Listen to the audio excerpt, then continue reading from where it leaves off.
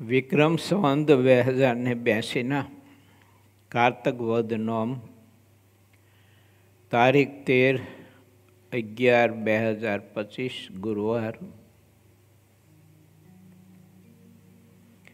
ભગવાન સ્વામિનારાયણ ભગવાનના ભક્તને મૃત્યુના ભયથી નિર્ભય રહેવાને મુક્ત થવા માટેના ખૂબ જ અદ્ભુત વિચાર આપે છે. જેને આત્યંતિક કલ્યાણ પ્રાપ્ત કરવું હોય અને ભગવાને કૃપા કરીને આ મનુષ્ય દેહ એમાં સત્સંગનો બધો યોગ આપ્યો છે, તે જીવન સાર્થક કરવું હોય તો મહારાજ મને ને તમને કહે છે કે ભગવાનના ભક્તનું ખૂબ જ મહાત્મ્ય સમજજો. એની પાસે દિનના આધીન થઈને રહેજો, નિર્માનિત થઈને રહેજો. મહારાજે વિશ્વાસ આપણને બતાવ્યો છે ભગવાનને ભગવાનના સંતના વચનમાં મૃત્યુના ભયથી મુક્ત થવા માટે. તો એવો વિશ્વાસ તો ભગવાનને ભગવાનના સંત ભક્તોનો ત્યારે જ કેળવી શકાય કે જ્યારે હું ને તમે નિર્માની થઈને દિન આધીન થકા સત્સંગમાં ઢેલ ચાકરી કરતા થકા જો રહીએ તો વિશ્વાસ કેળવી શકાય. અને કોઈને આપણે વિશ્વાસ આપ્યો હોય તો એ પ્રમાણે તે વચનને આપણે નિભાવી શકીએ. માટે ભગવાન શ્રી કહે છે કે 4 અંગ જેનામાં હોય તેને મૃત્યુનો ભય ટળી જાય છે. તેમાં આપણે સૌ કોઈએ પરમેશ્વરના વચનમાં, પરમાત્માના સંતના વચનમાં જે વિશ્વાસો છે એને મૃત્યુનો ભય ટળી ગયો છે. પછી મહારાજે બતાવ્યું છે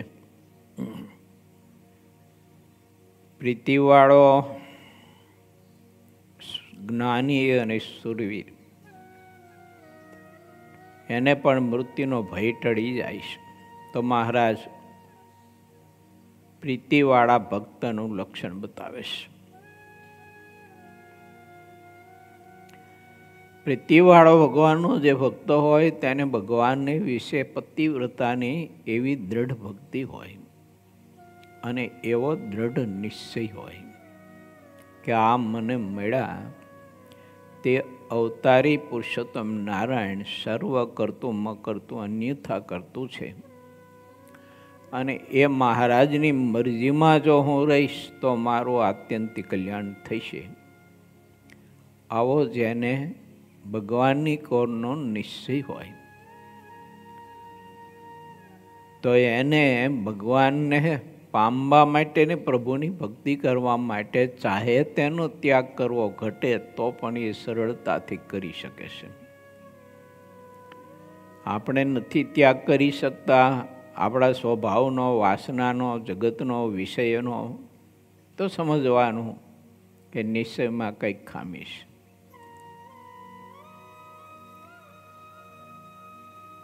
નિર્વિકારાનંદ સ્વામી મહારાજને પ્રશ્ન કર્યો છે પ્રથમ પ્રકરણનું 62મું વચનામૃત વાંચજો. હે મહારાજ, ભગવાનના સ્વરૂપનો નિશ્ચય છે તો પણ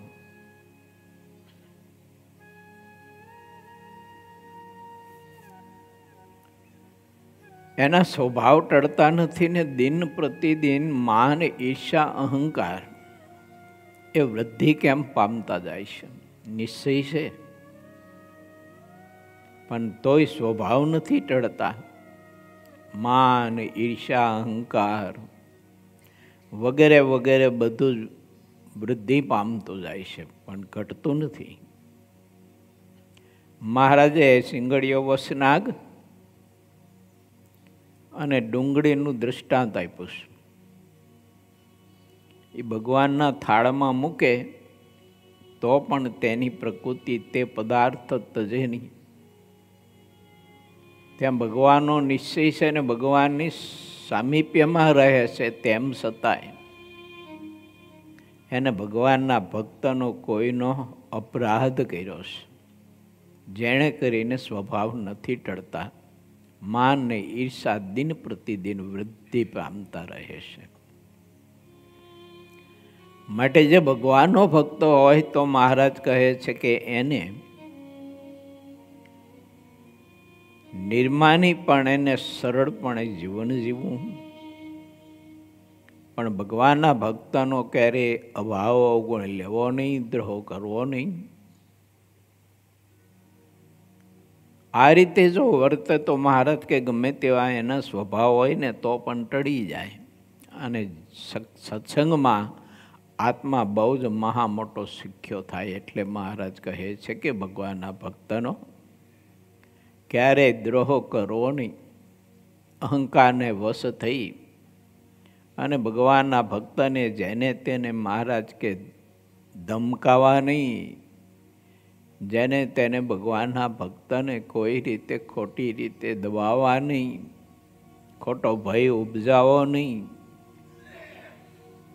નહીતર ગર્વગંજન એવા જે પરમાત્મા તે ખમી શકતા નથી. કેમ તો કે તે ગરીબના અંતરની વિશે તે પરમાત્મા અખંડ વાસ કરીને રહે છે. અને તે અંતરિયામે ગરીબ ભગવાનના ભક્ત હોય તેનું અપમાન સહન નથી કરી શકતા. એટલે એનું કોઈ પણ પ્રકારે અહંકાર ભગવાન નાશ પામે કરે છે, એટલે ટાળે છે. માટે જે સાધુ હોય તેને તો ગરીબપણું પકડવું, નિર્માની થઈને ગરીબપણું પકડીને ભગવાનની ભક્તિ કરવી. મહારાજ કહે એને સાધુ કહીએ.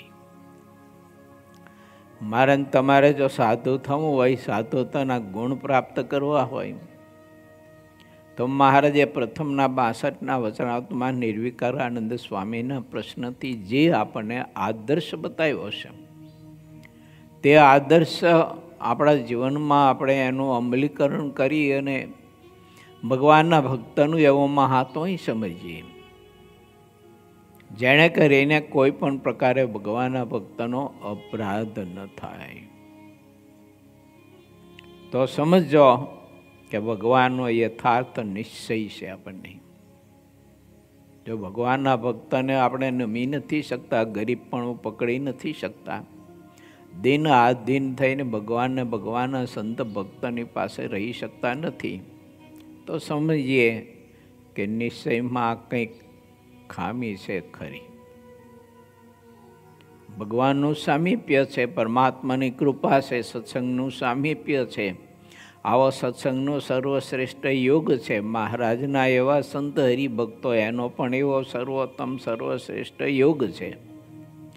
તેમ છતાંય સ્વભાવ કેમ નથી ટળતા, ગરીબપણું કેમ નથી પકડાતું? મહારાજ કે આવા બધા કારણ છે. ભગવાનના ભક્તનો અપરાધ કર્યો હોય, તેણે કરીને બુદ્ધિમાં તમોગુણ વ્યાપી ગયો હોય, અને કાર્યાણીના બીજા વચનામૃતમાં બુદ્ધિ શાપિત થઈ હોય એવું મહારાજે બતાવ્યું છે. તો બુદ્ધિ શાપિત થવાના કારણમાં પણ ભગવાનના ભક્તનો અપરાધ બતાવ્યો છે મહારાજે. એટલે પતિવ્રતાની ભક્તિ જેને હોય ભગવાનને વિશે, તો મને તમને ખ્યાલ કેમ આવે કે આપણને એવી પતિવ્રતાની શુદ્ધ ભક્તિ છે પરમાત્માની વિશે? તો આપણને ખ્યાલ ત્યારે આવે કે આપણે આપણા સ્વભાવો મૂકી શકીએ. તો સમજવાનું કે ભગવાનને વિશે અધિક પ્રીતિ છે. કેમ કે પ્રીતિવાળાનું લક્ષણ જ એ છે કે પોતાના પ્રિયતમની મરજી લોપી ન શકે. પતિવ્રતા નારી હોય તો એનો એ પરમ ધર્મ છે, પોતાના પતિનો પડછાયો થઈને એને રહેવું પડે. મહારાજે શિક્ષાપત્રીમાં લખ્યું છે કે પોતાનો પતિ નપુંસક હોય, નિર્ધન હોય, કુરૂપ હોય, રોગથી ઘેરાયેલો હોય, તેમ છતાંય પણ પતિવ્રતા નારી હોય, તે ગમે તેવો તાલેવાન પુરુષ હોય, મોટો રાજા જેવો સમ્રાટ હોય, તો પણ પોતાના પતિને મૂકીને બીજા પુરુષને વિશે કોઈ દિવસ એની આકર્ષણ સુધા પણ ન થાય સ્વપ્નમાં. પતિવ્રતાની ભક્તિ હોય તો ભગવાનની આજ્ઞા લોપી ન શકે. તો મહારાજની આજ્ઞા છે કે ગરીબપણું પકડજો, ગરીબ થઈને સત્સંગમાં રહેજો, દિન થઈને રહેજો, સરળ થઈને રહેજો, નિર્માનીપણે સત્સંગમાં રહેજો. આ મહારાજની આજ્ઞા છે. જો નિશ્ચય મહારાજનો હોય અને પતિવ્રતાની પરમાત્માની વિશે ભક્તિ હોય, સાચી પ્રીતિ જો હોય, તો હું તમે તે પ્રભુની આજ્ઞા પ્રમાણે રહી શકીએ. અંત્યના 27ના વચનમાં મારે જેવું બતાવ્યું છે કે જેને ભક્તિનો ખપ હોય અને સંત સમાગમનો જેને ખપ હોય, મહારાજ કે પોતાનો ગમે તેવો સ્વભાવ હોય ને તો પણ એ મૂકી દે. જીવ સાથે જડાઈ ગયો હોય તો પણ તે સ્વભાવનો ભક્ત ત્યાગ કરે છે. એને ખરો ખપ છે ભગવાનની ભક્તિનો, અને ખપ વિના તો કાંઈ થવાનું નથી. મને ને તમને મોક્ષનો ખપ હશે, મહારાજની મૂર્તિને પામી જવાની અતિશય તીવ્ર આપણે ભૂખ હશે, જન્મ મરણથી મુક્ત થવા માટેનું ને આ લોકના બધા જ કારણો, પંચ વિષયો વગેરે વગેરેમાંથી મુક્ત થવા માટેનો ખરેખરો જો ખપ હશે તો પરમાત્માનું વચન મનાય છે. અને પ્રભુની આજ્ઞા પ્રમાણે આપણે આપણા સ્વભાવો ત્યાગ કરી અને સત્સંગમાં ગરીબપણું પકડી અને નિર્માની થઈને દાસાનું દાસ થઈને ભગવાનની ભક્તિ કરીને જીવનને આપણે સાર્થક કરી શકશું, આત્યંતિક કલ્યાણ સિદ્ધ કરી શકશું.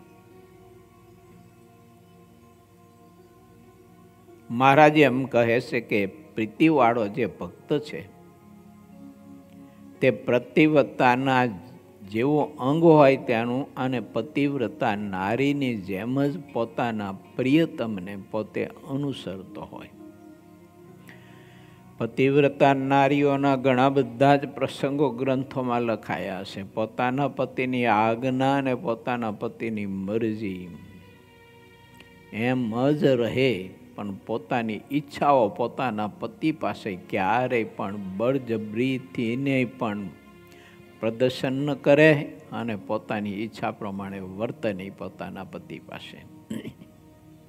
ભક્તિ માતાનું જીવન આદર્શ પતિવ્રતા નારીઓને પતિવ્રતાનો ધર્મ જેને સિદ્ધ કરી અને ભક્તિના માર્ગે ચાલવું હોય એના માટે બહુ જ ઉત્તમ શ્રેષ્ઠ ઉદાહરણ છે કે લગ્ન ગ્રંથિથી જોડાયા પછી ધર્મદેવના ઉપર આકસ્મિક બધું દેવી પ્રકોપના કારણે કે પછી જે કે પરિસ્થિતિ કે સમયના કારણે અતિશય ગરીબાઈ આવી અને અતિશય સંઘર્ષમાં જ્યારે જીવન સંપડાયું, ત્યારે ભક્તિ માતા એ ધર્મદેવને અનુસરીને પરમાત્માની ભક્તિ સાથે પતિની સેવા કરીને દિવસો નિર્ગમન કરતા હતા. પણ કદી પણ સંકલ્પ એને સ્વપ્નમાં થયો નથી કે આ પુરુષને વૈરા પછી હું તો દુઃખી થઈ જઈ, કે રોટલો ખાવા પણ મળતો નથી, તે મારા બાપે આ પુરુષને મને ક્યાં આપી, એમ આવો સંકલ્પ સુધા નથી હોય એ પરિસ્થિતિમાં.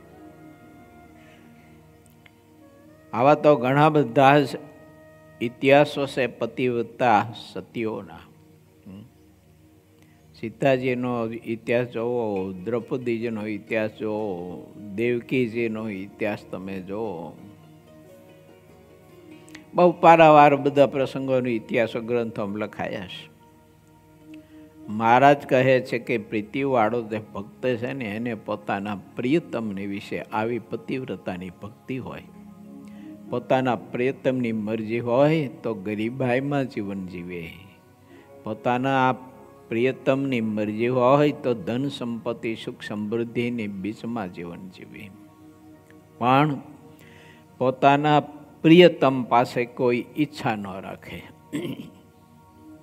આ લોકની સમૃદ્ધિ સંપત્તિ સુખાકારીની કોઈ પણ ઈચ્છા પોતાના પ્રિયતમ કહેતા પોતાના ઈષ્ટદેવ પાસે રાખે નહીં. આને પતિવ્રતાની શુદ્ધ ભક્તિ કહેવાય. અને આને પ્રીતિ ભગવાનના સ્વરૂપમાં સાચી છે. હા, બાકી તો બધું એમને આમ ચાલતું હોય ને લોકો ભક્તિ કરતા હોય છે. મહારાજ કહે છે, જેમ પતિવ્રતા સ્ત્રી હોય તેને પોતાના પતિ સિવાય બીજે કોઈ ઠેકાણે વૃત્તિ ડોલે નહીં. એક પોતાના પતિમાં જ મનને દૃઢ કરીને પ્રીતિ રાખે છે, તેમ પ્રીતિવાળો જે ભગવાનનો ભક્ત છે તે પતિવ્રતાની રીત રાખે છે ને ભગવાનને જ પોતાના પતિ માને છે. તે ભક્તને ભગવાન વિશે દ્રઢ એક ટેકવાળી પ્રીતિ રહે છે અને તે કોઈ દિવસ છૂટતી નથી. માટે તે પોતાને કૃતાર્થ માને છે અને મૃત્યુના ભયની શંકા લાવતો નથી. અને તે મૃત્યુનો લેશ માત્ર ડર પણ રાખતો નથી. એ 4 માહિલું એક અંગ પણ જેને પ્રધાનપણે રહેતું હોય ને બીજા 3 અંગ ગૌણ હોય તો પણ તે જન્મ મૃત્યુના ભયથી તરી જાય છે. અને તે 4 માહિલું એક પણ અંગ ન હોય તો તેને મૃત્યુનો ભય રહે છે. આ 4 અંગમાંથી એક અંગ પણ ભગવાનના ભક્તને દૃઢ કરવું. સુરવીર ભગવાનનો ભગત હોય ને એની પાસે ઇન્દ્રિયોને અંતકરણ બધા થર થર ધ્રુજતા રહે, પણ ઇન્દ્રિયો અંતકરણ એને કોઈ દિવસ વિષયમાં પ્રલોભન આપી અને વિષયમાં જોડી ન શકે. એવો સુરવીર ભક્તો હોય. એવા સુરવીર ભક્તોના ઇતિહાસો પણ શાસ્ત્રોમાં ગ્રંથોમાં બહુ લખાયા છે કે કોઈ વિષયમાં જ્યારે પોતાનું મન કાંઈક તોફાન કરવા માટે અને તોફાન કરીને આત્માને ધર્મભ્રષ્ટ કે ભક્તિભ્રષ્ટ કરવા માટે પ્રયત્ન કરતું હોય તો એ મનનું કહ્યું ભગવાનનો ભક્ત કરે નહીં. આવા ઘણા બધા પ્રસંગો છે. જો આ મેં દૃષ્ટાંતો ઘણી વખત કથામાં આપેલા છે, પણ હવે બહુ જૂની કેસોટીમાં બધું પીડ્યું હોય એટલે તમારી પાસે હોય ન હોય. અત્યારે આ અનુરૂપ વાત ચાલી રહી છે તો દૃષ્ટાંત આપું છું કે મૂડીમાં આપણા દાદા ગુરુ હરિનાનદાસ સ્વામીના વખતમાં એક હરિભગત ગાયોને ખવડાવવા માટેનો ગોળ લાવેલા અને એક પારો એ તગારું ભરીને ગોળ લઈ અને ગૌશાળાએ ગાયોને ખવડાવવા માટે જતા હતા. એ જમાનામાં પરિસ્થિતિ બધી ખાવા પીવાની બધી એવી હતી કે અત્યારે જેવું ખાવા પીવાનું સુખ છે ને એવું નહોતું. એ વખતે મંદિરોમાં બહુ તો તમે જુઓ ને તો બાજરાના રોટલા અથવા જુવારના રોટલા અને કારા પોતરાવાળી અડદની દાળ, બહુ તો મગની દાળ હોય. રોટલા દાળ સિવાય કંઈ ખાવા મળતું નહોતું. અને એ પાછું મધ્યાહન સમયે બેલ પડે ત્યારે જ સમૂહમાં પંક્તિમાં મળે. બાકી કોઈના આસને પુસ્તક માળા અને પૂજા સિવાય કંઈ હોય નહીં. એમ અત્યારની જે આમ કાજુ ને બદામ ને ખારી સિંગ ને ફલાણી સિંગ ને ટુકડી સિંગ ને તરેલી સિંગ ને કાચી સિંગ ને પાકેલી સિંગ ને ભૂકો કરીને અંદર ઘી ને ગોળ નાખીને પાછા લાડવા કર્યા હોય ને આવું કંઈ હતું નહીં એ વખતે. પરિસ્થિતિ જે આમ હતી બધી.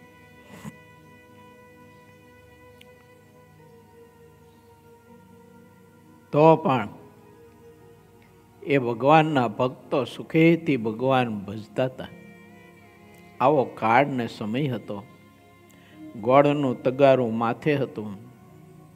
ગૌશાળા તરફ પાસ જતા હતા અને મન તરત જ મીંડું તોફાન કરવા.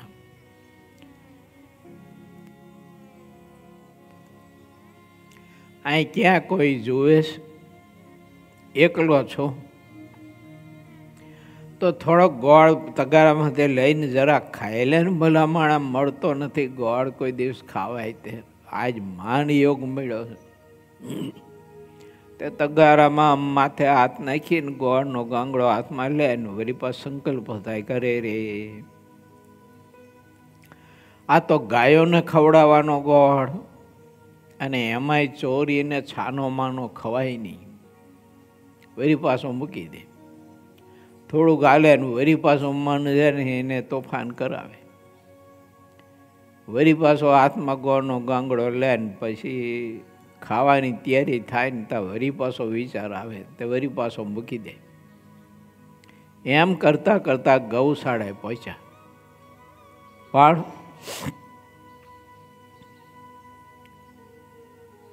મન જીતવા માટે થઈને આત્મા કેટલો બધો શુદ્ધ ને પ્રબળ હશે ને કેવો સુરવીર હશે. આ સુરવીરતાની વાત છે. બીજાને ઢીકો મારીને ભાવમાં ઘાલી દેવો એને કંઈ સુરવીર ન કહેવાય. બીજાનું તલવારથી કે શસ્ત્રથી માથું ઉડાડી દે ને કંઈ સુરવીર ન કહેવાય. સાચી સુરવીરતા તો એ છે કે ઇન્દ્રિયો અને અંધકરણના તોફાનમાં પણ એ અકબંધ સામે ઊભો રહે સામી છાતીએ, અને ઇન્દ્રિયો અંધકરણના કોઈ ગાઢ સંકલ્પમાં ભળે નહીં, વિષયોમાં કોઈ બંધાય નહીં, ભગવાન સિવાય કશામાં કોઈનામાં એને પ્રીતિ ન થાય. એ સાચી સુરવીરતા છે. તગારું માથેથી હેઠે ઉતાર્યું, ગાયને ગોળ દેવા માટે હાથમાં મોટું ઢેખાડું લીધું ગોળનું. વરી પાછો સંકલ્પ થયો કે લાયને એકાદું ગોળનું ઢેખાડું ખાઈ લઉં. અને પછી પોતાના મન ઉપર ને પોતાના વિચારો ઉપર એવી ધાજ ચડી, એવો રોષ ચડ્યો. પેલા ગૌશાળામાં તો ગાયો પોદરા કર્યા જ હોય, પડ્યા જ હોય. તે ગાયનો એક પોદરો લઈને મોઢામાં ભરાઈ દીધો. બોલો, અને પછી મને કે ખા લે તારે, તને ગોળ બહુ ભાવે છે ને, ખા ગોળ ખાયેલા. ગળા હેઠે કેમ નતું ઉતારતો? ઉતાર, ખા ગોળ બહુ ભાવે, ખા છાણ કે લે. આવો પ્રસંગ બનેલો છો. સ્વામી જોઈ ગયા ભગતને, એની સુરવીરતા જોઈ, અને હરિનંદ સ્વામીને કાયમ નિયમ હતું ગૌશાળામાં વાસીદું કરવા જાતા. આવા મોટા સંત તોય તે સ્વામી તો ઓલો હાવણાનો ઘા કરીને ઓલા પાર્ષદને બાથમાં લઈને ભેટી જ પીડાવો. વાહ વાહ ભગત વાહ, તારી સુરવીરતા ત્યાં આજ તો મન ઉપર વિજય મેળવો. એમ સફળ થયો તો મન ઉપર વિજય મેળવો. ગુરુદેવ આપની કૃપા અને આપના આશીર્વાદ. બાકી મન તો ક્યારનોય તોફાન કરતું તું, દગો દઈ દેત મને, પણ આપની કૃપાની આશીર્વાદ એટલે મનને હું વશ ન થયો. એ આપની કૃપા છે. હું તો નિર્બળ માણસ છું. મને તો મન આદિક અંધકરણ અને ઇન્દ્રિયો મને પરવશ કરી નાખે, બદ્ધ કરી નાખે. એવો અજ્ઞાની અને નિર્બળ છું. પણ આપ જેવા સદગુરુની કૃપાથી ને રાજીપાથી, આપની સેવા પરિચર્યાના પ્રભાવથી આજે હું આ મન સાથે લડત લેતા, એની સાથે યુદ્ધ કરતા મારો વિજય થયો છે. એ આપની કૃપા છે. એમ મને ને તમને મહારાજની મૂર્તિના સુખ સિવાયનો બીજો કોઈ પણ ગાઢ સંકલ્પ થાય, શબ્દ સાંભળવાનો થાય, સ્પર્શનો થાય, ગંધનો થાય, રૂપનો થાય, રસનો થાય, માન ઈર્ષા અહંકારના સંકલ્પ થાય, અદેખાય ના થાય, કોઈ પણ પ્રકારના આવા સંકલ્પ થાય ત્યારે એ સંકલ્પ પર વિજય મેળવો હોય તો મારે તમારે સુરવીરતા જોઈએ. અને જેને એવી સુરવીરતા પ્રાપ્ત કરવી હોય ત્યારે એવા ભગવાનના સત્પુરુષની કૃપા અને એનો રાજીપો જોઈએ. ને એનો રાજીપો અને કૃપા જોઈતી હોય તો મહારાજ કે એને ગરીબપણું પકડવું પડે. આંખો કાઢીને આપણે ફરીએ તો કોઈનો રાજીપો ન મળે આપણા પર, થાય નહીં. મહારાજ કે અતિશય ગરીબપણું પકડવું એ સાધુનો ધર્મ છે. મારે તમારે આવી જો સાધુતા પ્રાપ્ત કરવી હોય તો આપણે એવું ગરીબપણું પકડીએ, દિન થઈને રહીએ, બહુ સરળ જીવન જીવીએ. કોઈ પ્રકારનો ખોટો આટાટો મોભો, કોઈ પ્રકારનો પૂજા પ્રતિષ્ઠાનો, અહંકાર માનનો, બીજો ત્રીજો કાંઈ પદ અધિકારનો ક્યાંય પણ જણાવો ન જોઈએ. અને આપણે કોણ કહો? આ તો ઠાકોરજી કૃપા કરી હોય એટલે આપણને કોઈ સ્થાન, કોઈ સમાજ એટલો પરમાત્માએ આપ્યો હોય એટલે તે સમાજનો કે તે સ્થાનનો આપણે જે કંઈ અધિકાર ઉપર રહીને સેવા કરતા હોઈએ, પણ એ અધિકારને ભોગવવા માંડે છે ને જીવ, ત્યારે એને મોટી તકલીફ ઊભી થાય છે. એ સ્થાનમાં રહીને સેવા કરે ને નિર્માની થઈને તો કોઈ તકલીફ ઊભી નથી થતી, પણ એનો ભોગવટો કરે છે ને એટલે જીવને પછી બહુ જ એનું માન બંધાય છે, અહંકાર બંધાય છે, અને એમ થઈ જાય કે હું આ સંસ્થાનો અને હું આ તીર્થધામનો અને હું આ જાયગાનો હું ઉપરી મહંત. આમ એ મોભામાં ને મોભામાં જીવ છે ને એટલો બધો દુઃખી થતો હોય છે. એવું માટે વિચારવું, એ બધી તો આ લોકની વ્યવસ્થા છે. એ વ્યવસ્થા મહારાજમાં ભક્તિ પ્રધાન જો ન હોય, પ્રીતિ પ્રધાન ન હોય તો એ વ્યવસ્થા મને તમને મોક્ષના માર્ગમાં કશું કામ નહીં આવવાની.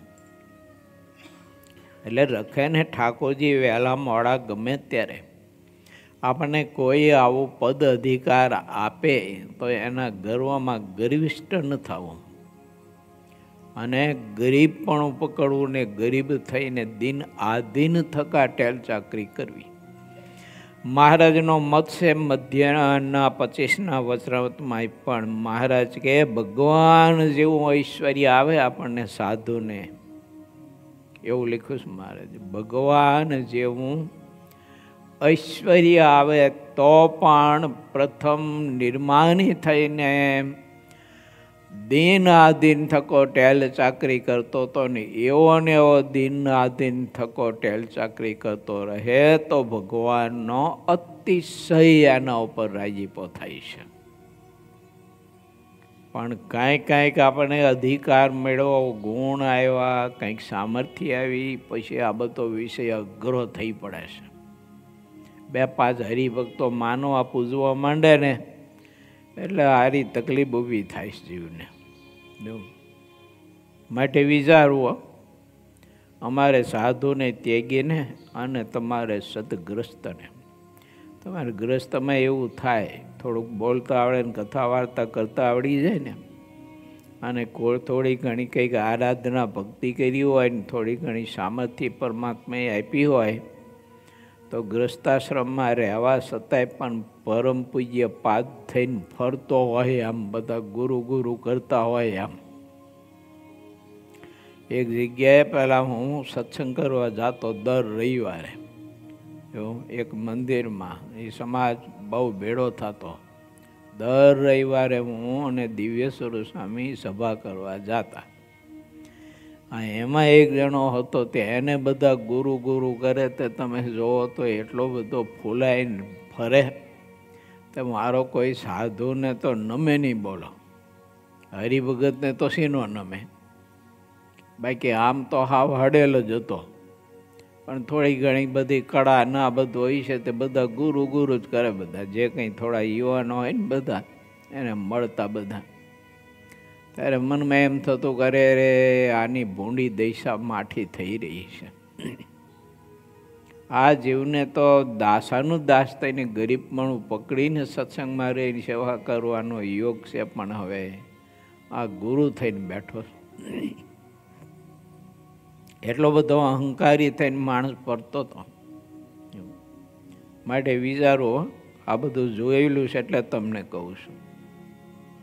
અને એ ગરીબ ભગત હતા ને, એને તો ખબર નહીં એવું મોસું કરી ગયું હોય છે કે હું તો એવો અનાદિ મુક્ત છું એમ નક્કી થઈ ગયેલું અંદરથી હોય ને થાય તો વાંધો નથી, પણ ન હોય ને થઈ ગયું એટલે તો માઠી દિશા થાય ને. 2-5 માણસો બેડા રાખે ને આગળ ઢોલકું વગાડતા જાય ને એક જણો આ ત્યાં ગોદડું રાખ્યું હોય ને જ્યાં બેસે ત્યાં ગોદડું પાથરી જાય ને આગળ ઢોલકા વગાડતા વગાડતા જાય, ઢીજો ઢીજો કરતા કરતા.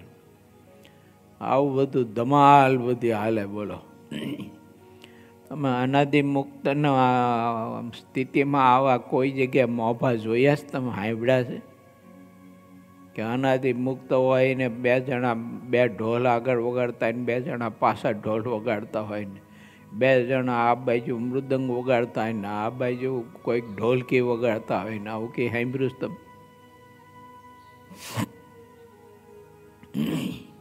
આવું બધું બોલો.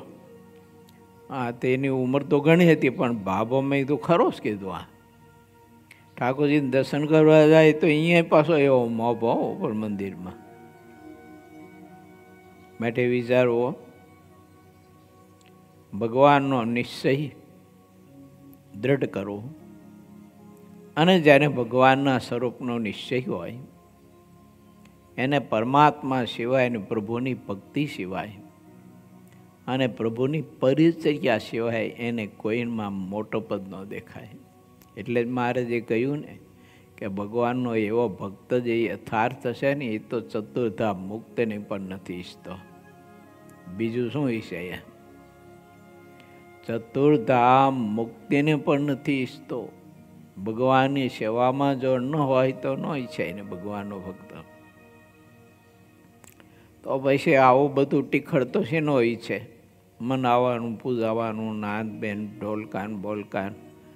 આ ગાડીમાંથી ઉતરે ત્યારે લોકો હડિયા પટ્યું કરતા હોય ને આ જોડીને આમ નામ ફરતા હોય બધા, કરતા હોય બધા. ઓલા ઇનફેક્ટ ના હું કંઈક શું એમ આવું બધું કંઈક ટીખળ બધું હાલતું હોય.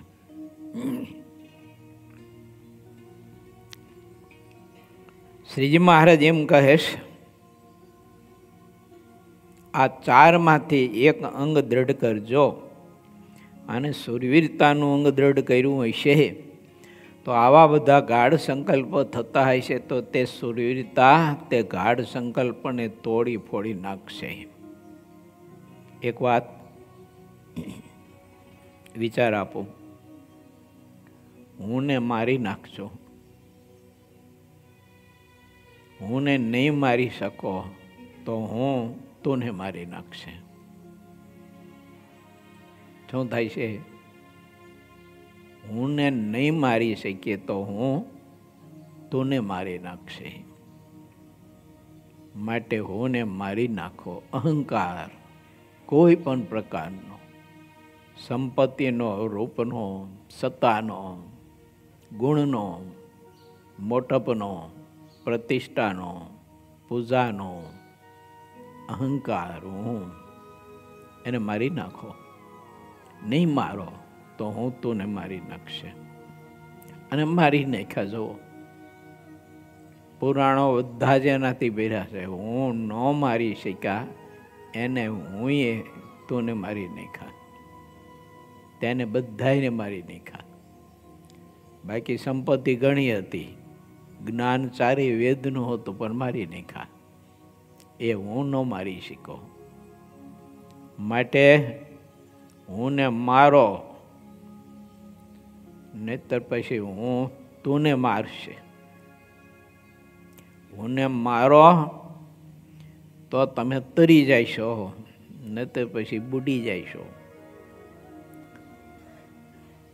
અહંકાર, હું એટલે અહંકાર કોઈ વાતનો હોય. આપણે ધ્યાન કરતા હોય, ભજન કરતા હોય, સેવા કરતા હોય, દાન કરતા હોય.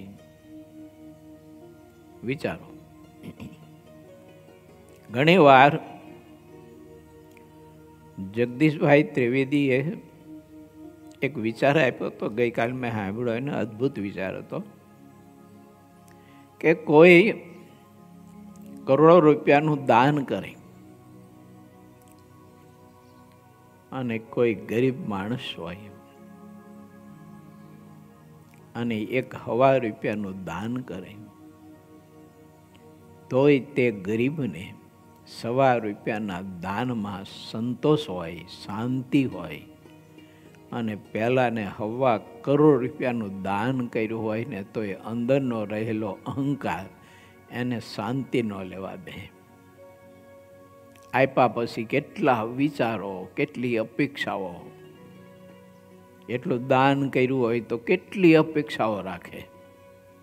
મને આ સગવડતા મળવી પડે, મારું આ રીતે સન્માન થવું પડે, મારું આ રીતે બધી રીતે વખાણ થવા પડે, બધી જાહેરાતો થવી પડે, મને લોકો નવાજવો જોઈએ, મને ભામાશા કરી નવાજવો જોઈએ. કેમ?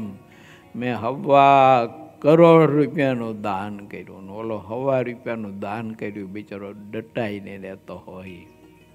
ત્યારે જગદીશભાઈએ કહ્યું કે ₹1.25 દાન કરનારો મોટો છે અને ₹1.25 કરોડ દાન કરનારો એની પાસે કાંઈ નથી, ન્યૂન છે. કેમ? અહમ, હું મારી નથી શક્યો માણસ. બહુ અદ્ભુત વિચારો એમને આપ્યા હતા. અને માટે હું ને મારો આપ્યા પછી ભૂલી જાઉં, કર્યા પછી ભૂલી જાઉં. આપણે કોઈને મદદ કરીને તો ભૂલી જાઓ. આપણે દાન કર્યું, 0 કરી નાખો, તુરત ડિલીટ કરો એને, જો તુરત ઉડાડી દો.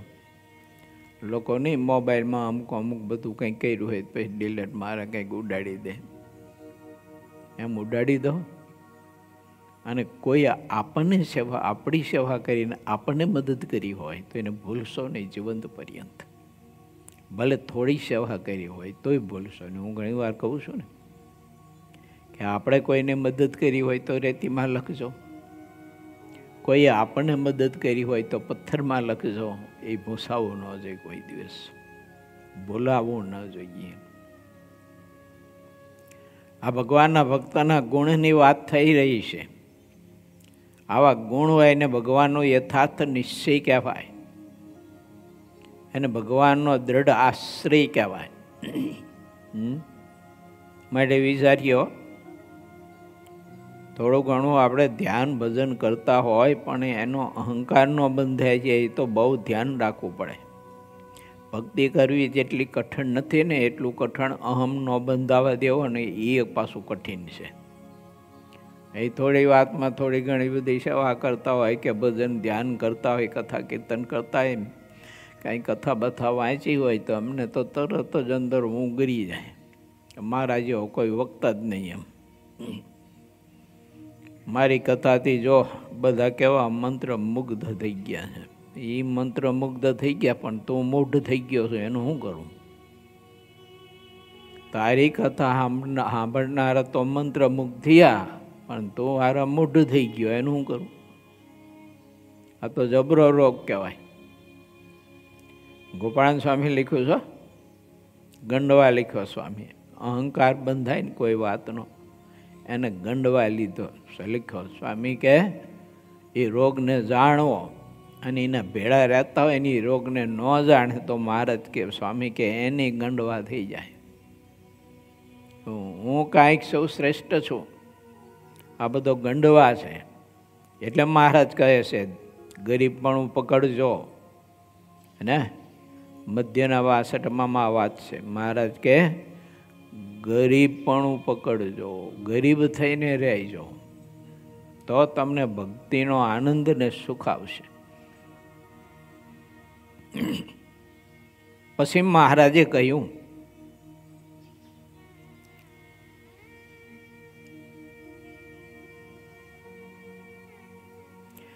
મહારાજ કહે છે કે હે સંતો ભક્તો, અમે કહ્યા જે 4 અંગ, તેમાં જેને જે એક અંગ મુખ્ય વર્તતું હોય તે અંગ તમે કહો.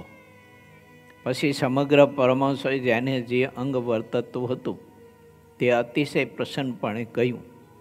અને હરિભક્તોમાં પણ જેને જે રીતનું અંગ વર્તતું હતું તેણે તે રીતે કહ્યું. તે સાંભળીને શ્રીજી મહારાજ અતિશય અપાર પ્રસન્ન થયા. પછી શ્રીજી મહારાજ બોલ્યા જે આ 4 અંગમાંથી જેને સૂર્યવૃત્તાનું અંગ હોય તે સર્વે આવીને અમારે પગે લાગો. પછી જેને જેને સુરવીરતાનું અંગ વર્તતું હતું તે સર્વ તે વખતે ઉઠીને શ્રીજી મહારાજના ચરણાવિંદને છાતીમાં લઈને પગે લાગ્યા. કાર્ય કરતા કારણની મહત્તા. પછી શ્રીજી મહારાજ બોલ્યા, જે વળી જેને કાંઈ પ્રશ્ન પૂછવો હોય ને તે પૂછો. ત્યારે બ્રહ્માનંદ સ્વામીએ પૂછ્યું, જે કારણ હોય તે કાર્યથી મોટું હોવું જોઈએ, ત્યારે વડનું બીજ તો નાનું છે અને તે થકી મોટો વડ કેમ થાય છે? આ પ્રશ્ન છે. પછી શ્રીજી મહારાજ બોલ્યા, જે કારણ હોય તે તો નાનું હોય અને સૂક્ષ્મ હોય, તો પણ મોટા કાર્યની ઉત્પત્તિ કરવાને સમર્થ છે. એ જ કારણમાં મોટાઈ છે. જેમ મૂળ માયાના કાર્યભૂત એવા જે અનંત પ્રધાન રૂપ ઈશ્વરો છે તેનો ઘણો મોટો વિસ્તાર છે, પણ કારણ રૂપ મૂળ પ્રકૃતિ છે તે તો સ્ત્રીને આકારે રહી છે. તથા પૃથ્વીનું કારણ જે ગંધ તે તો અતિ સૂક્ષ્મ છે અને તેનું કાર્ય જે પૃથ્વી તે તો 50 કોટી યોજન વિસ્તારવાળી કહેવાય છે. એમ જ આકાશ આદિક જે બીજા 4 ભૂત તેનો મોટો વિસ્તાર છે, તેનો કોઈ નિર્ધાર કરી શકતું નથી. અને તેનું કારણ જે શબ્દાદિક તે અતિશય સૂક્ષ્મ છે. અને જેનું જે કારણ હોય તે અતિશય નાનું હોય તો પણ તે મોટા કાર્યને ઉત્પન્ન કરવાને સમર્થ થાય છે.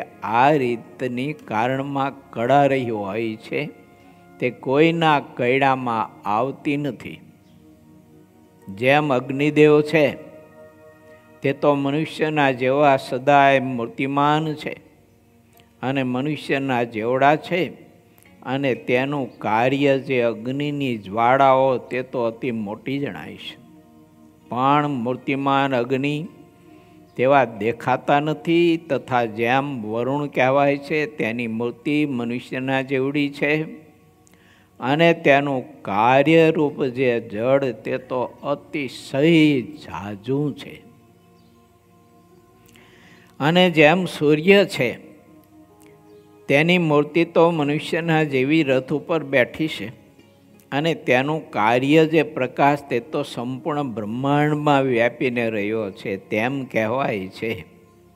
તેમ સર્વના કારણ અને જેનો પ્રતાપ સૌથી વધારે છે એવા શ્રી પુરુષોત્તમ નારાયણ જે તે મનુષ્ય જેવડા છે તો પણ અનંત કોટી બ્રહ્માંડના જે કારણ તેના પણ કારણ છે.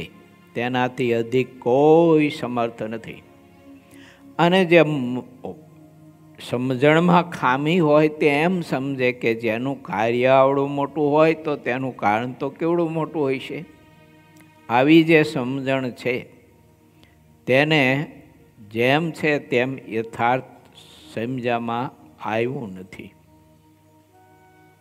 અને સર્વના કારણ રૂપ એવા જે પરમ અનુપમ ભગવાન તે મનુષ્ય જેવા છે, તો પણ તે પોતાના અંગમાંથી યોગ કળાએ દિવ્ય સામર્થ્ય કરીને અનંત કોટી બ્રહ્માંડને ઉત્પન્ન કરવાને સમર્થ છે.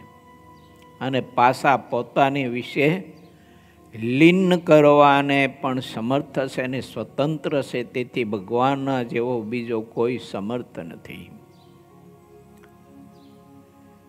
મહારાજે ઘણી જગ્યાએ પોતાનું આવું સામર્થ્ય બતાવ્યું છે.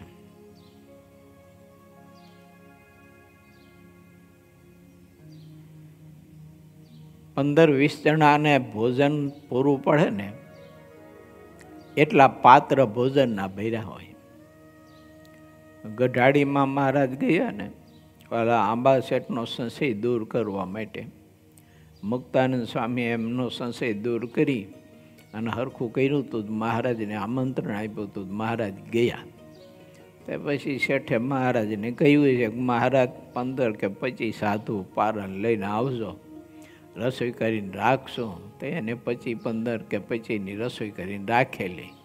દૂધ પાક ને પૂરી ને માલપુઆ ને શાક ને ભજીયા ને દાળ ને ભાત ને રોટલી જે કંઈ બધું કર્યું હશે તે. પણ 15 થી 25 જણાને થાય એટલું જ હતું. અને મહારાજ 500 સાધુને લઈને ગયા. હજી એક તો ઓલો સંશય હતો જ, દાંતનો ઘા કરીને ગયા તે તમે જાણો છો ને બધા. અને વેરી પછી મહારાજે આવું ટીખળ કર્યું. મુક્તાનંદ સ્વામીને એમ થયું કે મહારાજે ભારે કરી. હા, માન આનું હરખું કર્યું છે. અને મહારાજ વેરી પાછું આવું ટીખળ કરીને બેઠા. તે આંબા શેઠે જોઈએ ને બધા સંતોના આવતા, એ પરમહંસો બધા હાલ્યા આવતા હતા. તે જેમ સમુદ્રના મોજા જેમ ઉછળીને અમે હાલ્યા આવતા એમ સંતો આવતા હતા બધા. તે દોડીને ઘેર ગયા. પોતાને ઘરના સભ્યોને થાય એટલો દૂધ પાકને ડાયને ભાતને શાકને બીજું ત્રીજું બધું પાત્ર ભરી અને પછી ઓરડામાં મૂકીને ઓરડાને બારણું વાંકીને પાછું તાળું વાંકી દીધું. અને કૂંચી ખીચામાં નાખીને પછી મહારાજનું સામયું કરવા આવ્યા. માંતરી અમે તે તો એ કંઈ અજાણ્યું તો રહે નહીં. મહારાજ તો બધું જાણતા હતા, પણ ઠાકોરજી કે કંઈ વાંધો નહીં, થવા જો ને જે થતો હોય તો અંતે તો અમારી ઈચ્છા પ્રમાણે થવાનું છે. મહારાજા આવ્યા તો ખરા, સામયું પૂરું થયું તે તુરત મહારાજ સાધુને કે હલો પંક્તિ કરો પહેલાં, બીજું બધું પછી.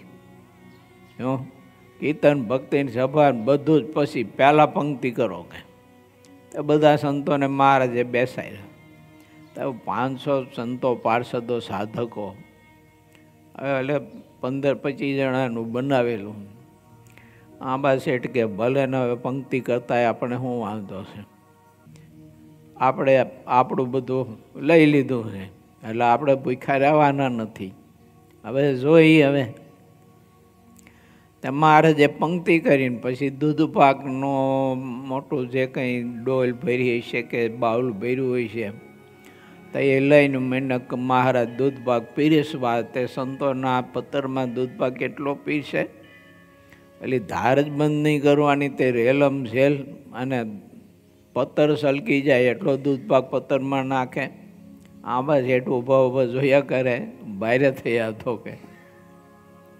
પણ આશ્ચર્ય એ થયું કે 500 પરમહંસ જમ્યા તો ઓલા બધા રસોઈના પાત્ર જેમના તેમ ભર્યા હતા. જોયું આંબા શેઠ તો ઘડીક તો બાઘા જેવા થઈ ગયો. હા, હું શું જોઈ રહ્યો છું. પછી મહારાજ કે આંબા શેઠ હવે તમે બેસો, હાલો અમે તમને પીસીને જમાડીએ. હવે તો ઓરડામાંથી તો કઢાય નહીં, તાળું વાંખીને બધું રાખ્યું હતું એ.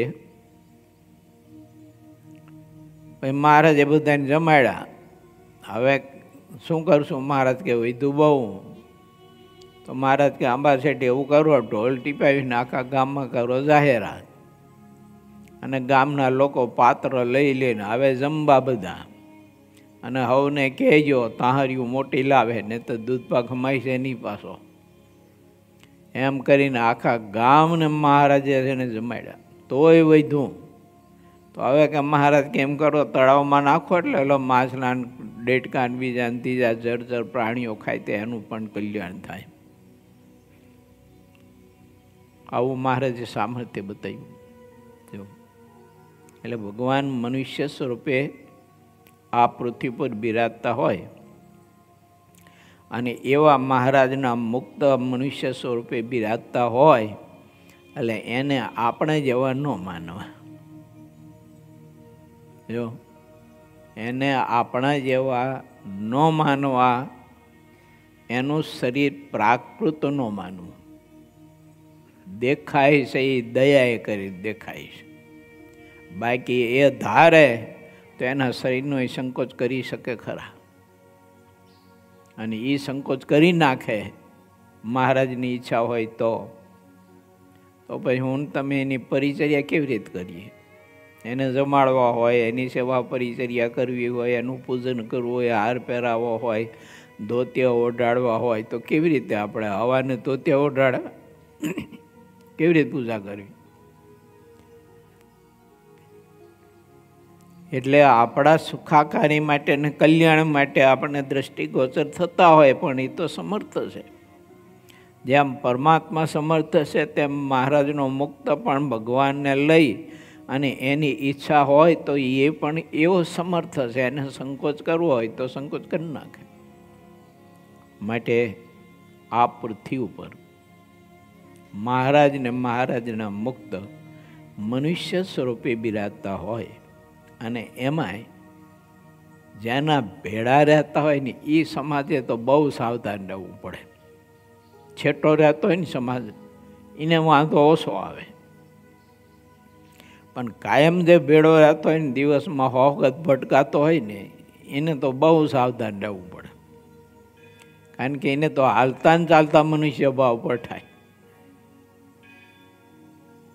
અને જો મનુષ્ય ભાવ એને વિશે પઠાય ને મનુષ્ય ભાવ રહેશે તો પોતે પોતાના દેહાત્મ બુદ્ધિના ભાવથી આત્મા પર નહીં થઈ શકે. કેમ કે એને પોતા જેવા માન્યા ને પ્રાકૃત, એટલે જીવ પોતે પોતાની પ્રાકૃત પ્રકૃતિ એ પ્રાકૃત પ્રકૃતિથી પર નહીં થઈ શકે.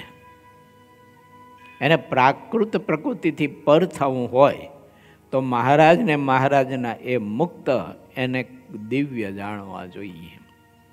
અને દયાએ કરીને જ મારી સામે ઊભા છે, બેઠા છે અને મારી સેવા પરિચર્યા સ્વીકારે છે દયાએ કરીને. બાકી એને કોઈ જરૂર નથી. કેમ કે એ તો મૂર્તિના પ્યાસી છે. એ તો મહારાજની મૂર્તિનો રસ માણનારા છે. એ આપણા જેવાનો શું કહું હવે,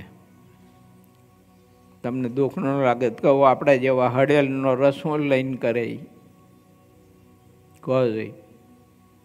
આપણે તો ચાંદીવાળી કેરી તે ચાંદીવાળી કેરીનો રસ શું પીને કરે.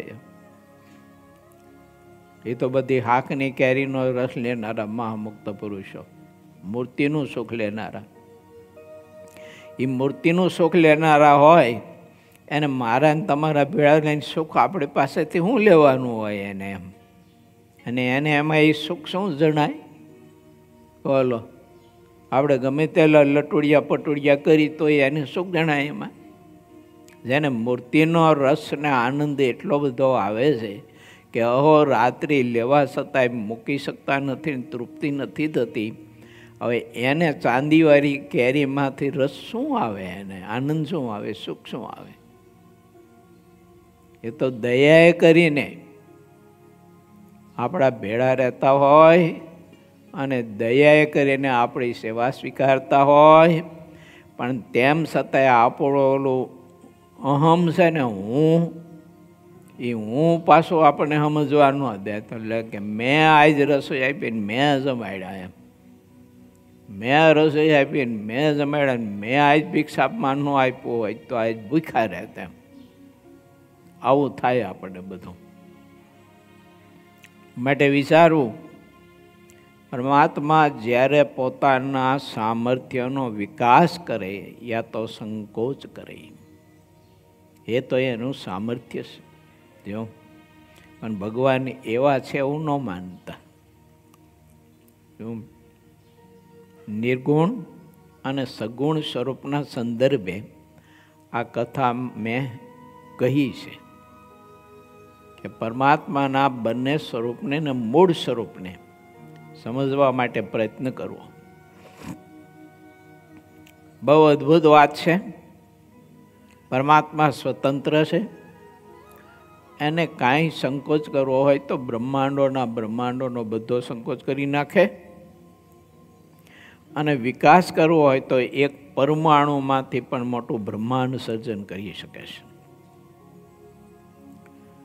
જેમ અગ્નિ, વરુણ ને સૂર્ય તે પોતાના કાર્ય રૂપે કરીને અતિશય મોટા જણાય છે, અને વળી તે પોતાના કાર્યને પોતામાં લીન કરીને એક પોતે જ રહે છે, તેમ ભગવાનના એક એક રોમમાં અનંત કોટી બ્રહ્માંડો અણુની જેમ રહ્યા છે. તે અષ્ટાવરણ તથા 14 લોકે સહિત રહ્યા છે તેમ જાણવું. એવી રીતે કારણમાં અલૌકિકપણું રહ્યું છે અને મોટાઈ રહી છે. તેને જે સમજવું હોય તે જાણે. જે ભગવાન મનુષ્ય જેવા જણાય છે તો પણ એ ભગવાન સર્વના કારણ છે અને સર્વના કર્તા છે અને સમર્થ છે. આ રીતે વાત કહીને શ્રીજી મહારાજ પોતે શયન કરવા માટે ચાલતા થયા. ઇતિ શ્રી સહજાનંદ સ્વામી શિષ્ય સિદ્ધાનંદ મુનિ વિરચિત શ્રી હરિચરિત્રામૃત સાગરના ચતુર્સ્ફુરમાં લોયાનું બીજું વજ્રામૃત કહ્યું એ નામે ત્રીજો તરંગ સમાપ્ત થયો. આના સંદર્ભે થોડીક ગઈકાલ છે ને ઈશ્વરભાઈ ધોળકિયા અર્જનભાઈના સુપુત્ર એની સાથે વાત મેં કરી હતી. એનો ફોન આવ્યો હતો. એના ધ્રુવના લગ્ન કંઈક નક્કી કર્યા છે ને તે ફોન આવ્યો તો મારા ઉપર. પછી મેં એવું વિચાર આપ્યો. મેં કીધું લગ્ન કરવા તોય પર માટે કરવા પણ પોતા માટે ન કરવા. સંસારમાં જોડાવું પણ પર માટે સંસારમાં જોડાવું પણ પોતા માટે સંસારમાં ન જોડાવું. ત્યાગાશ્રમમાં જોડાવું, ત્યાગાશ્રમમાં પ્રવેશ કરવો પણ પોતાના માટે નહીં, પરના માટે ત્યાગાશ્રમમાં જોડાવો. ચારેય આશ્રમની વાત કરી મેં એને. મેં તો ચાર આશ્રમની પરમાત્માએ બધી વ્યવસ્થા ગોઠવીને નિર્માણ કર્યું છે. તો એ ચાર આશ્રમમાં આપણે પ્રવેશ કરીએ તો આપણા માટે નહીં, પર માટે કરો, બીજાના માટે એમાં પ્રવેશ કરો. પછી મેં ઈશ્વરભાઈને કહ્યું, મેં કીધું ઈશ્વરભાઈ પર માટે લગ્ન કરવા એટલે એનો અર્થ શું સમજો છો તમે? કીધું એનો અર્થ એમ કે મારે ભારત દેશને સારા આદર્શ સંતાનો આપવા છે, કે મારી ભારત દેશની જનતાને અને દેશ બાંધવોને સારા સંસ્કારો આપીને સાચી સારી દિશા બતાવે. અને મારા સંતાનો દીકરી હોય કે દીકરો હોય પણ દેશ બાંધવો અને દેશની સેવા કરી, સત્સંગની સેવા કરી અને પરમાત્માની ભક્તિ કરી અને જીવનને કૃતાર્થ તો પોતે તો કરે પણ કંઈકના જીવનને કૃતાર્થ કરાવે. એના સંદર્ભે પછી મેં દાખલો આપ્યો એમને કદમ ઋષિને દેવહૂતિનો. મેં જો કદમને દેવહૂતિએ ગ્રસ્તાશ્રમ સ્વીકાર્યો પણ પર માટે સ્વીકાર્યો હતો ને એટલે એમને નવધા ભક્તિને જન્મ આપ્યો છે, નવ દીકરીને જન્મ આપ્યો છે દેવહૂતિજીએ. અને એ નવ દીકરીઓ જે હતી ને એ નવધા ભક્તિ હતી. અને પછી પુત્રને જન્મ આપ્યો તે સાંખ્ય જ્ઞાન હતું મૂર્તિમંત. અને દેશને સાંખ્ય શાસ્ત્ર કપિલ ભગવાને આપ્યું છે. જે સાંખ્ય શાસ્ત્રનું જ્ઞાન સંપાદન કરવાથી, એનું અમલીકરણ કરવાથી માણસ આખા બ્રહ્માંડનો વહીવટ કરે અને આખા બ્રહ્માંડની સંપત્તિ ભોગવે ને તો એ કરતા થકા અકર્તા રહી શકે એવો વિચાર આપ્યો છે સાંખ્ય વિચાર. આ રીતે રહે એનું નામ મેં કીધું પર માટે લગ્ન કર્યા કહેવાય. એને પર માટે ગ્રસ્તાશ્રમમાં પોતે પ્રવેશ કર્યો કહેવાય. આ રીતે ત્યાગાશ્રમમાં પ્રવેશ કરીએ તો ત્યાગાશ્રમમાં પણ એટલા માટે કે પર માટે, પંડ માટે નહીં. એટલે પંડનું કલ્યાણ તો બધા કરી શકે હવે. અને એક વાત છે બહુ નિશ્ચિત, આપણા પંડના કલ્યાણ માટે આપણે ત્યાગાશ્રમમાં જોડાયા એવું જો આપણને રહેશે ને તો અહંકાર આપણો ટળશે જ નહીં કોઈ દિવસ. પર માટે બીજાને પુરુષોત્તમ નારાયણ પમાડી દેવાના અને બીજાને ભગવાન પુરુષોત્તમ નારાયણનો નિશ્ચય કરવાનો, યથાર્થ એની ઉપાસના દ્રઢ કરાવવાની, પરના દુઃખો દૂર કરવાના, એને દુઃખી જોઈ અને એના દુઃખ દૂર કરવા માટે મારી તમારી બધી સંપત્તિ ત્યાગ, વૈરાગ, ભક્તિ, ઉપાસનાની બધી ખર્ચવી જોઈએ, વવરાવી જોઈએ. આમ પર માટે ત્યાગ ને કેવળ પંડ માટે નહીં. પંડ માટે જો હશે તો આરો અહંકાર ક્યાં ગરી જશે ખબર નહીં પડે. માટે વિચારીએ ગ્રસ્તાશ્રમમાં પણ પર માટે, ત્યાગાશ્રમમાં પણ પર માટે. આપણે ધ્યાન કરી, ભક્તિ કરી, ભજન કરીએ તો પણ પર માટે કરો. પર માટે ને પરમાત્મા માટે કરો, પંડ માટે મત કરો.